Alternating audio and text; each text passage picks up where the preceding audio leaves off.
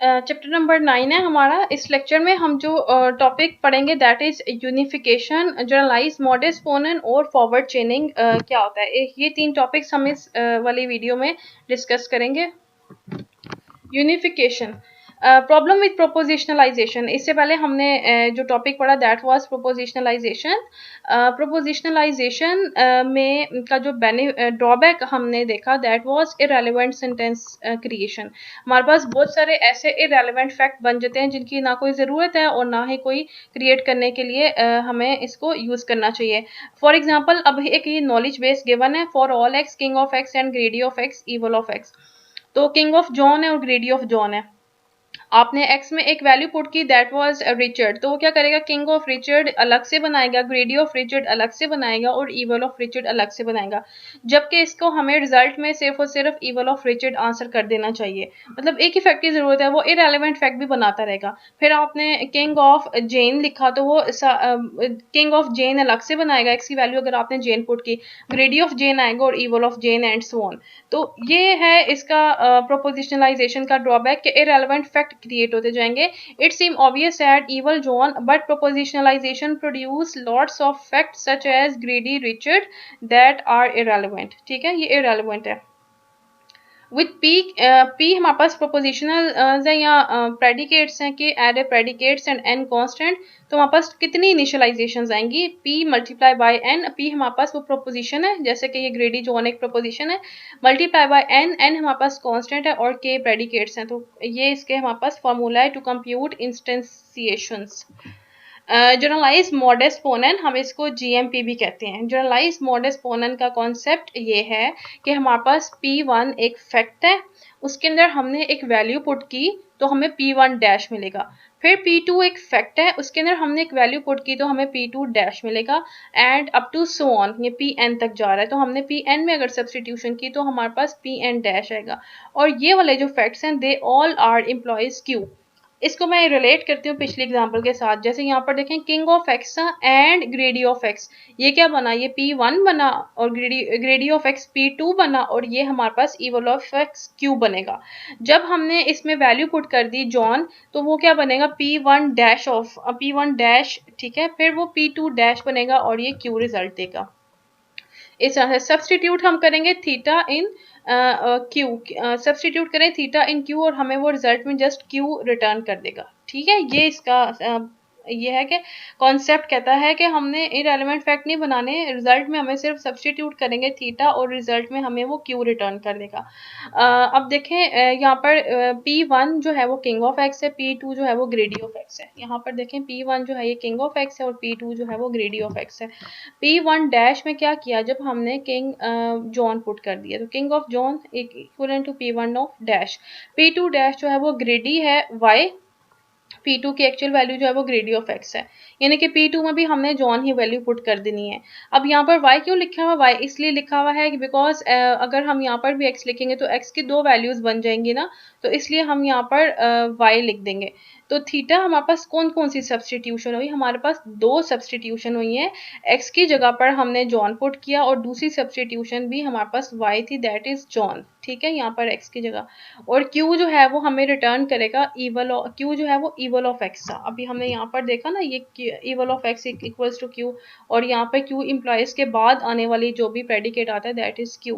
ठीक है, तो इवल ऑफ एक्स जो था वो q था। सब्सटीट्यूट किया थीटा इन q, थीटा हमारे पास क्या बना, जॉन और जॉन। एक्स की भी हमने वैल्यू जॉन पुट की थी, वाई की वैल्यू भी जॉन पुट की थी, तो सब्सटीट्यूट किया तो हमें इवल ऑफ जॉन रिटर्न करेगा। काफ़ी सारे डिफरेंट इररेलेवेंट फैक्ट्स क्रिएट नहीं होंगे, जस्ट हमें एक रिजल्ट देगा दैट इज इवल जॉन। ठीक है, इसमें जनरलाइज मॉडल एक्सपोनेंट की कंडीशन ये है कि जितने भी आपके वेरिएबल हैं that must be universally quantified. Universal quantifier उसके अंदर यूज होना चाहिए, ये इसकी कंडीशन स्पेसिफाइड है। यानी कि इस जिस तरह ये फॉर ऑल एक्स यूज हुआ है ना, इसी तरह से यहाँ पर भी जो आपके पास नॉलेज बेस बना हुआ होगा उसके अंदर यूनिवर्सल क्वांटिफाइड यूज होगा। नेक्स्ट बताया हुआ है कि it is easy to show that generalized modus ponens is a sound inference. ये जो इन्फरेंस हम इसके थ्रू करते हैं that is a very sound inference. अब आप देखें, आपने डायरेक्ट अगर आप इसके अंदर ये वैल्यूज पुट करेंगे और आपके पास एक इन्फरेंस आ गई that is John is evil, तो एक साउंड इन्फरेंस जनरेट करता है बाय यूजिंग जनरलाइज मॉडस पोनेंट या जीएमपी के थ्रू हम जो एक साउंड इन्फरेंस क्रिएट करते हैं। First we observe that for any sentence P, हम किसी भी सेंटेंस पी को देखते हैं, whose variable are assume to be universally quantified, जिसके जो वेरिएबल्स हैं वो यूनिवर्सली क्वांटिफाइड हैं, और सब्सटीट्यूट करेंगे थीटा, तो हमें रिजल्ट वो क्या करेगा, यानी कि पी एक सेंटेंस है उसके अंदर थीटा सब्सटीट्यूट करेगा और हमें रिजल्ट में एक क्यू रिटर्न करेगा, और ये पूरा जो है that must be universally quantified. ये भी एक मैथमेटिकल फॉर्म लिखी हुई है, ये इसका मेन कॉन्सेप्ट जो है वो उस फॉर्म में इसको बताया गया है। Next is unification. यूनिफिकेशन का कॉन्सेप्ट क्या कहता है? यूनिफिकेशन कहता है कि आप के पास दो वैल्यूज हैं, we can get the inference immediately, हम इन्फ्रेंस गेट कर सकते हैं if we find a substitution theta such that king of x and greedy of X matched king of John and greedy of Y. यानी कि अगर वो match कर जाएंगी तो हम बता देंगे कि आइदर दे आर मैच करते तो हम कहेंगे हमें एक इमीडिएट जो है वो इन्फरेंस मिल जाएगी। पहले मैं इसके आपको एग्जांपल बताऊंगी, फिर हम इसका जो मेन कॉन्सेप्ट है वो देखेंगे। एक ये स्टेटमेंट गिवन है, इसमें वो दो स्टेटमेंट्स लेगा एज एन इनपुट और रिटर्न करेगा आइदर योर स्टेटमेंट्स यूनिफाई और नॉट। देखें, यूनिफाई पी और क्यू लिखा हुआ है, if substitute theta in P and substitute theta in Q, और अगर तो ये ट्रू होगा तो फिर वो कहेगा यूनिफाई पी और क्यू। ठीक है, इसकी पहले हम एग्जांपल देखते हैं। हमारे पास पी के ये सारे फैक्ट्स बने हुए हैं, क्यू के भी ये सारे फैक्ट्स बने हुए हैं। ठीक है, और क्वेश्चन ये पूछता है कि होम डज जॉन नो। तो अब देखें, सबसे पहले हमारे पास क्या आएगा, क्वेश्चन ये है होम डज जॉन नो, तो अब ये क्या करेगा, सब्स्टिट्यूट करेगा थीटा इन पी और थीटा इन क्यू। तो यहाँ पर देखें ये x जो है वो जॉन, तो जॉन के इक्विवेलेंट है, x will be equivalent to Jane, तो थीटा की वैल्यू जो बनती है दैट इज जेन।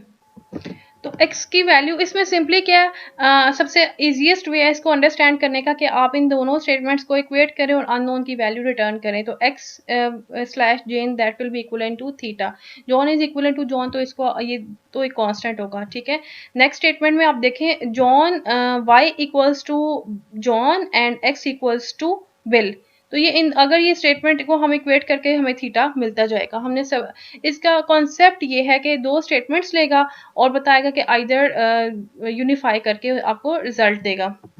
फिर इसमें देखें जो नेक्स्ट स्टेटमेंट है, जॉन को y रिटर्न करेगा, x जो है वो मदर ऑफ y, तो यहाँ पर देखें y जो है वो जॉन आएगा, x जो है वो मदर ऑफ जॉन आएगा, बिकॉज y की वैल्यू हमें जॉन मिल गई, मदर ऑफ y है तो x जो है वो मदर ऑफ जॉन आएगा। फिर नेक्स्ट में देखें आप, यहाँ पर रिजल्ट दे रहा है x जो है वो जॉन को रेफर कर रहा है, तो x इक्वल्स टू जॉन और x इक्वल्स टू एलिजबेथ। तो ऐसा तो नहीं हो सकता कि एक ही टाइम पर x की दो डिफरेंट कांस्टेंट वैल्यूज हों, तो इसने रिटर्न कर दिया फेल। तो ये कॉन्सेप्ट है यूनिफिकेशन का। और ये लास्ट वन जो है इसका मतलब ये है कि x की जो है वो दो डिफरेंट वैल्यू सेम टाइम पर नहीं हो सकती, इसलिए उसने फेल कह दिया। तो यूनिफिकेशन का कॉन्सेप्ट ये कहता है कि आपको रिटर्न करेगा अननोन वैल्यूज, इसमें सिंपली आपने मैच किया और उसे आप यूनिफाई अल्फा और beta equals to theta if substitute theta p and equals to substitute theta into q। तो p और q, तो हमारे पास जो क्वेश्चन ये था सबसे पहले that was whom does John know, तो ये जो आंसर आया था जेन, यहाँ पर पहली वाली क्यूरी का आंसर जेन आया, फिर बिल और जॉन आया, फिर जॉन और जॉन्स मदर, और फिर फेल। ये आंसर इस तरह से रिटर्न करता जाएगा। Unification, to unify John knows x and knows y z. ठीक है, अगर हमने यूनिफाई बनाना है इस स्टेटमेंट का, ये दो स्टेटमेंट्स हैं और इनका यूनिफाई इनको करना है, तो थीटा हमारे पास क्या आएगा, theta should be y over John, because ये y जो है ये इसको पॉइंट कर रहा है ना जॉन को, तो y ओवर जॉन आएगा और x ओवर z आएगा। ठीक है, x ओवर z कर लें, या बिकॉज y जो है वो अननोन है ना, तो हम कहेंगे y ओवर जॉन और x ओवर z, और थीटा जो है y over John x over John z over John, इस तरह से भी आप लिख सकते हैं, ठीक है। जो सब्सटीट्यूशंस हैं वो आप इस तरह से लिखते हैं। यहाँ पे first unifier is more general than the second one, ये वाला जो यूनिफायर है ये ज़्यादा जनरल है या ज़्यादा अप्रोप्रिएट है with respect to these facts, तो इसलिए हम इसको कहेंगे there is a single most general unifier MGU, जिसको हम कहते हैं that is unique up to remaining variable. तो जो मोस्ट जनरल यूनिफायर है that is y over John और x ओवर z। अब देखें थीटा सब्सटीट्यूशन इस तरह से भी लिख सकते हैं और आप इस तरह से भी लिखते हैं, लेकिन जो सबसे जनरल और सबसे सिंपल है दैट इज़ दिस वन, ये जो है सबसे सिंपल और सबसे जनरल है, इसलिए हम इसको मोस्ट जनरल यूनिफाइड कहेंगे। सो ये एक जनरल यूनिफाइड था, तो हमने इसको कह दिया that is most general unified because it is जो है वो that is unique up to rename. जब हम इसको बैक सब्सटीट्यूट करते हैं तो ये ज़्यादा यूनिक जनरेट करेगा, लेकिन जब हमने इसको बैक सब्सटीट्यूट करेंगे तो यहाँ पर रिपीटिशंस होती जाएंगी, तो इसलिए फिर हम इसको कहेंगे that is most general unifier. Next हमारा टॉपिक है दैट इज फॉरवर्ड चेनिंग। एग्जाम्पल है फॉरवर्ड चेनिंग को इम्प्लीमेंट करने के लिए एक एग्जाम्पल है, एग्जाम्पल नॉलेज बेस। आपके पास एक नॉलेज बेस गिवन है, इसके ऊपर हम फॉरवर्ड चेनिंग के एग्जाम्पल को इम्प्लीमेंट करके अंडरस्टैंड करेंगे। लिखा हुआ है the law says that it is a crime for an American to sell weapons to hostile nation. पहली स्टेटमेंट ये है the country no an enemy of America has some missiles and all of its missile were sold to it by colonel West who is an American. ये एक scenario given है, ठीक है। इसके through हम फॉरवर्ड चेनिंग को इम्प्लीमेंट करेंगे और इस एग्जांपल के थ्रू हम इसको इम्प्लीमेंट भी करेंगे। प्रूव हमने ये करना है कि colonel West is a criminal. ये एक कंप्लीट क्वेश्चन है फॉर फॉरवर्ड चेनिंग। अब इसके ऊपर हमने फॉरवर्ड चेनिंग किस तरह से अप्लाई करनी है उसके आगे स्टेप्स गिवन है। सबसे पहले तो हमने ये करना है कि ये जो सिनेरियो गिवन है इसको ट्रांसफॉर्म करना है FOL में, फर्स्ट ऑर्डर लॉजिक में, जो आप ऑलरेडी पढ़ चुके हैं, जिससे आप फेमिलियर हैं। यहाँ पर देखें कि इन्होंने फर्स्ट ऑर्डर लॉजिक में ये जो पीछे सिनेरियो गिवन है इसकी हर स्टेटमेंट को ट्रांसफॉर्म किया हुआ है। अब वो किस तरह से ट्रांसफॉर्म किया हुआ है, it is a crime for an American to sell weapon to hostile nation, सबसे पहली वाली स्टेटमेंट है। आप यहाँ पर देखें, यहाँ पर फर्स्ट स्टेटमेंट यही लिखी हुई है, it is a crime for an American to sell weapon to hostile nation. जैसे ही आपने एक स्टेटमेंट पढ़ी, आपने इसको आइडेंटिफाई करने के कौन कौन से इसके अंदर प्रेडिकेट पॉसिबल हैं, ठीक है। First of all it is a crime for an American, तो एक अमेरिकन का तो बनेगा। टू सेल, तो एक सेल का भी आप आइडेंटिफाई कर सकते हैं। वेपन, सेल क्या करेगा, वेपन। टू होस्टाइल नेशंस, तो फर्स्ट ऑफ ऑल आपने ये स्टेटमेंट को रीड किया और आपने आइडेंटिफाई किए इसके पॉसिबल फैक्ट। तो एक्स इज़ एन अमेरिकन, हम कह देंगे American of x. It is a crime for an American, तो एक हमारे पास बन जाएगा अमेरिकन का predicate. And y is a weapon, क्योंकि हम American, it is a crime for an American to sell weapon, तो वो जो वेपन जो है दैट इज़ वाई, एक वेरिएबल एक्स है वो हमारे पास अमेरिकन होगा और वो सेल क्या कर रहा है, एक वाई वेपन, ठीक है। And x y, x sells y, x जो है वो अमेरिकन है, अमेरिकन जो है वो सेल कर रहा है y, that is weapon to z, x sells y to z. अब जी क्या है हमारे पास, hostile nation, hostile of z हमने लिख दिया because z is hostile. Then हम कहेंगे कि एक्स जो है अगर ये सारी कंडीशंस को फुलफिल करे then x is a criminal, तो एक्स जो है वो क्रिमिनल है।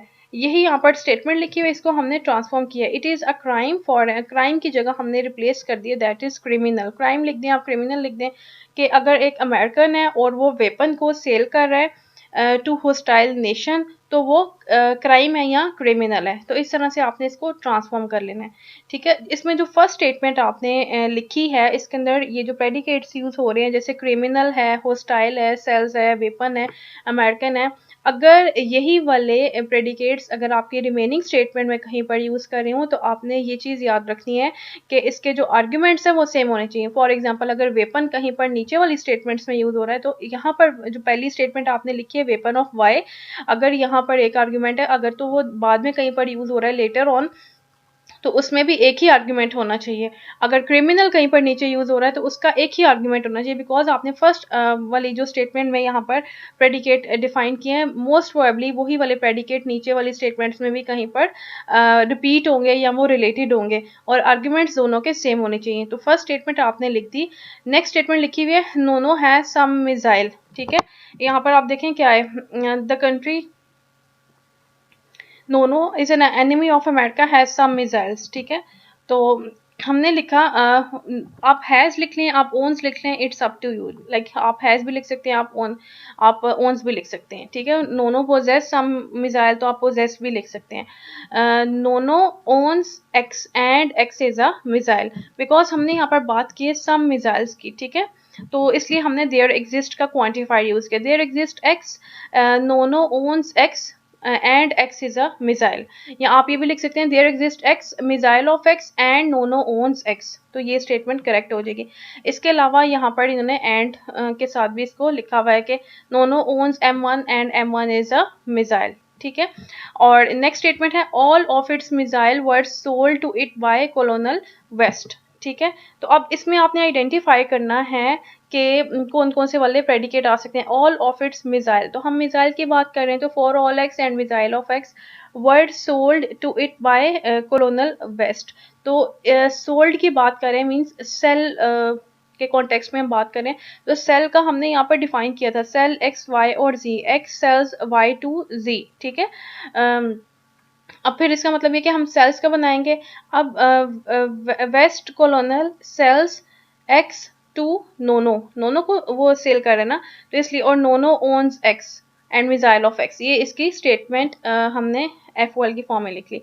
मिसाइल्स आर वेपन्स, अब जो मिसाइल्स हैं वो सारे के सारे वेपन हैं, तो हम कह देंगे missile of x implies weapon of x. An enemy of America counts as hostile. ठीक है, तो अब enemy of America, x is enemy of America is counts as hostile, तो वो हमारे पास होस्टाइल होगा, जो भी एनिमी होगा वो होस्टाइल होगा। तो हमने इस स्टेटमेंट को ब्रेक करें आप दो पार्ट्स में, N enemy of America is hostile, तो इसके बाद हम हमेशा एम्प्लॉयज के बाद लिखते हैं इस वाली स्टेटमेंट या हैज वाली स्टेटमेंट, तो होस्टाइल ऑफ एक्स लिख दिया, x is enemy of America. और West, who is an American, West is American. The country Nono, an enemy of America. Nono, अब the country Nono, an enemy of America. तो enemy जो है उसका हम बना लेंगे fact, Nono is enemy of America. ठीक है, तो अब देखें West who is an American, तो अमेरिकन जो है वो अमेरिकन ऑफ एक्स का हमने पहले से ही बनाया हुआ एक प्रेडिकेट, तो हम यहाँ पर लिखेंगे अमेरिकन वेस्ट। ये सारे FOL स्टेटमेंट्स में लिखने के बाद अब फॉरवर्ड चेनिंग का जो कॉन्सेप्ट है वो ये कहता है कि आप इसमें से आइडेंटिफाई करें फैक्ट्स। अब फैक्ट्स कौन से हैं, देखें यहाँ पर जो नोनो इज एनिमी ऑफ अमेरिका, एक तो ये फैक्ट हो गया, अमेरिकन वेस्ट दूसरा हमारे पास ये फैक्ट आ जाएगा, और इसके अलावा M1 is missile and Nono owns M1, ये अलग अलग फैक्ट हैं। ठीक है, तो ये हमने फैक्ट्स को आइडेंटिफाई करना है और फैक्ट्स को सबसे पहले अपने पास लिखना है, जिस तरह ये लिखा हुआ है अमेरिकन वेस्ट है, M1 is missile, Nono owns M1 and Nono is enemy of America. ये जो बाकी सारे लिखे हुए हैं, जैसे ये वाली एक स्टेटमेंट है या ये वाली स्टेटमेंट है, फर्स्ट वाली जो स्टेटमेंट है, दीज आर नॉट फैक्ट्स। हमने सिर्फ आइडेंटिफाई करने सॉलिड फैक्ट्स, यानी कि जो सिर्फ और सिर्फ फैक्ट्स हैं वो कौन कौन से हैं वो हमने आइडेंटिफाई करने हैं और उनको हमने इस तरह से अलग से लिख लेना है। ठीक है, अब ये फैक्ट तो अब हमने लिख दिए, अब देखना ये है कि इन फैक्ट से क्या रूल जनरेट हो रहा है। तो अब यहाँ पर अगर आप देखें तो मिसाइल से ये मिसाइल ऑफ एक्स हमारे पास, हमने यहाँ पर मिसाइल ऑफ M1 बताया हुआ है ना, तो मिसाइल्स M1 से कौन सा वाला रूल बन रहा है, मिसाइल एक्स से वेपन वाला जो है वो रूल बन रहा है। तो हम इसको मिसाइल M1 से हम नया रूल बनाएंगे, दैट इज वेपन M1। ठीक है, इसी तरह ओन्स वाले फैक्ट से कौन सा रूल बन रहा है, ओन्स वाला फैक्ट आप देखें तो ओन्स वाले फैक्ट से जो रूल बन रहा होगा वो आप वहां पर मेंशन कर देंगे। इसी तरह एनिमी से जो रूल बन रहा है वो हम मेंशन करेंगे। नेक्स्ट एग्जांपल में देखिए मिसाइल M1 से हमारे पास बन रहा है वेपन M1। ठीक है, और एनिमी से, एनिमी को हम देखते हैं कि एनिमी से क्या चीज डिराइव हो रही है, एनिमी एक्स अमेरिका से होस्टाइल एक्स जो है वो बन रहे हैं। अब आप यहाँ पर देखें एनिमी नोनो अमेरिका लिखा हुआ है, तो हम एक्स जो है वो नोनो से रिप्लेस हो गया। ठीक है, हमने यहाँ पर एक रूल बनाया हुआ था एनिमी एक्स अमेरिका, तो यहाँ पर उसे बनेगा होस्टाइल एक्स, तो यहाँ पर एक्स नोनो है तो हमने लिख देना होस्टाइल नोनो। ठीक है, पहली तो ये बात होगी। अब दूसरा वाला जो स्टेटमेंट थी वो क्या थी कि मिसाइल ऑफ एक्स से क्या चीज़ जो है वो जनरेट हो रही है या कौन सा वाला क्या वो इन्फर कर रहा है। एक बात इसमें ये याद रखनी है कि जब भी हम चेक करते हैं तो हम फ्रॉम डाउन टू टॉप यानी कि downward to back upward direction में जाते हैं। यानी कि सबसे पहले हमने देखा ये तो फैक्ट है, ये भी फैक्ट है। फिर हम इस रूल पर आए, x is enemy of America और होस्टाइल ऑफ एक्स के साथ रिप्लेस करेंगे। तो हम एनिमी वाले पे गए और यहाँ पर hostile of x, hostile of x, अब यहाँ पर एक्स नोनो था तो हमने यहाँ पर नोनो लिख दिया। अच्छा, इसके बाद नेक्स्ट वाला कौन सा है, मिसाइल ऑफ एक्स से हम वेपन ऑफ एक्स डिराइव कर सकते हैं। तो मिसाइल ऑफ M1 था तो हम यहाँ पर वेपन ऑफ M1 लिख देंगे, ठीक है। फिर इसके बाद इससे ऊपर जाएंगे, that is missile of x and owns of Nono x जो है उस इन दोनों को मिला के हम एक नया रूल डिराइव करते हैं, that is sells West x and Nono, ये हम डिराइव करते हैं। तो इसका मतलब ये मिसाइल वाला और ओन्स वाला इन दोनों को कंबाइन करेंगे। तो कंबाइन इस तरह से किया हुआ, ये मिसाइल वाला और ओन्स वाला इन दोनों को कंबाइन करके हम नया जो है वो रूल डिफाइन कर सकते हैं, that is sells West M1 Nono, ठीक है। और अगर अब हमने दो रूल्स कंबाइन किए तो हम इसको यहाँ पर इस तरह से आर्क बना देते हैं। तो ये कॉन्सेप्ट इसका कहता है जब हम फॉरवर्ड चेन करते हैं, फॉरवर्ड चेनिंग के कॉन्सेप्ट में ये है कि हमने from root node to start करना है और फिर हम गोल नोड तक जाएंगे।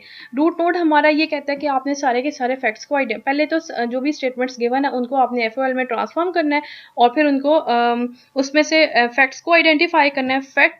फैक्ट्स को आपने यहाँ पर इस तरह से लिख लेना है और फिर देखना ये है कि उन फैक्ट से कौन सा वाला रूल बन रहा है। अब जैसे एनिमी से जो रूल बन रहा था वो लिख दिया, मिसाइल से जो रूल बन रहा था वो हमने लिख दिया और ओन से जो रूल बन रहा था वो लिख दिया।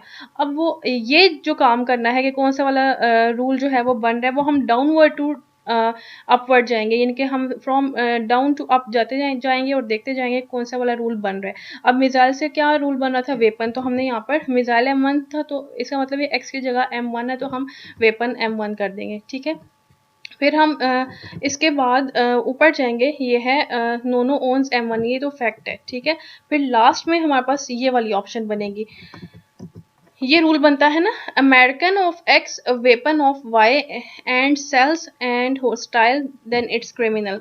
तो अब हमारे पास ये तो थी प्रीवियस वाली स्टेट, लास्ट स्टेट ये बनती है कि अमेरिकन वेस्ट को आपने कंबाइन करना है, ठीक है, और इसके अलावा वेपन और सेल्स और होस्टाइल को। वेपन यहाँ से अमेरिकन वेस्ट आएगा, ठीक है, वेपन आएगा, सेल्स आएगा और होस्टाइल आएगा, इन सब को कंबाइन करके आपने कहना है criminal of West, because American act से तो ये क्रिमिनल वेस्ट आ जाएगा, ठीक है। इन सब ये फैक्ट्स को कंबाइन करेंगे तो हमारे पास क्रिमिनल वेस्ट जनरेट होगा और यही चीज़ हमने प्रूव करनी थी, prove that colonel West is a criminal. तो इसका मतलब ये इस तरह से फॉरवर्ड चेनिंग में हम इसको प्रूव कर सकते हैं that colonel West is a criminal. तो ये कॉन्सेप्ट है फॉरवर्ड चेनिंग का। सम अप कर रही हूँ मैं 2 मिनट्स में, लास्ट 2 मिनट्स में, कि फॉरवर्ड चेनिंग में हमारे पास कॉन्सेप्ट ये कि जो भी स्टेटमेंट्स गिवन है उनको आपने ट्रांसफॉर्म करना है इनटू FOL। FOL में लिखने के बाद आपने आइडेंटिफाई करने हैं फैक्ट्स, फैक्ट्स को आइडेंटिफाई करने के बाद आपने इस तरह से लिखना है। फिर देखना ही है कि इन फैक्ट्स से कौन से वाले रूल इन्फर हो रहे हैं वो आपने मेंशन कर देने हैं। अब ये सारे फैक्ट्स से, ठीक है, इनसे जो रूल बन रहे हैं उनको आप इस तरह से लिख देंगे। अगर मोर देन 1 फैक्ट कंज्यूम हो रहे हैं एक रूल बनाने में तो आप इस तरह की आर्ट से रिप्रेजेंट कर सकते हैं और इसके बाद जो है ये जितने भी रूल्स बनेंगे और इसको आप फाइनल जो है वो स्टेट पर जा सकते हैं टू प्रूव एनीथिंग। ये कॉन्सेप्ट है टोटल फॉरवर्ड चेनिंग का।